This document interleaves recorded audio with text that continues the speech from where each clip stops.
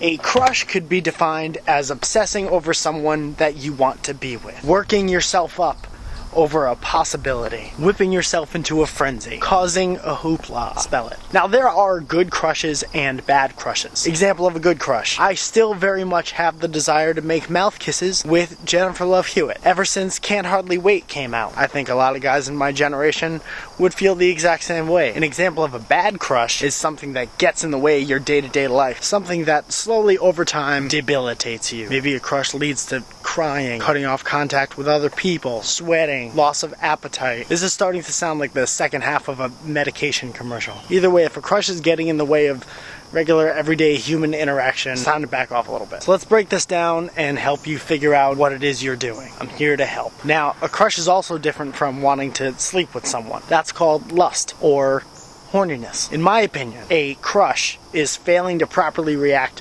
to something that you want. And I guess that could also apply to a bunch of things. Like I have a crush on most cakes, birthday, wedding, ice cream, but let's keep it to people for now. If you have a crush right now, especially if it's like an ongoing thing, like you've had a crush, all that tells me is that you haven't taken a risk yet. So let's say you put yourself out there. What's the worst that could happen? They're not interested. Is that a bad thing? Do you think that's bad? Here's my impression of you. Ready? Oh, woe is me. Now I'm not with someone who doesn't want to be with me. This is the worst day ever. Now, crushes, for the most part, stop happening after a while. And that's because people eventually get sick of wanting things and start trying to get things. Also, your desire to take risks changes over the course of your life. Don't worry, I'll put up a graph. First, you're super cautious because you're a baby and you don't know how to walk and talk because you're stupid. Then you go from super cautious to very cautious. And this is like grade school, middle school, high school. This is when most crushes happen. And as you get older, you start to figure out what you want. And hopefully, you'll take a risk or two to get those things. Then you get a little bit older. You've taken good risks and bad risks. Now you know what broken bones and pregnancy scares feel like. You start to get a little more cautious again. And you get older and older,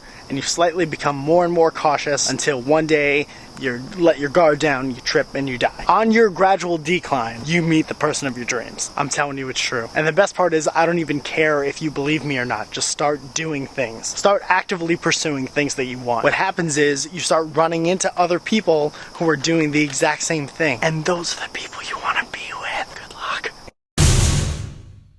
Below are links to other videos that I have done quite recently. One is another walkie-talkie type video, and one is called Tweet Tap, where I make fun of tweets as I read them to you. Don't thank me for reading to you. You didn't thank your kindergarten teacher. Just click on it and enjoy it.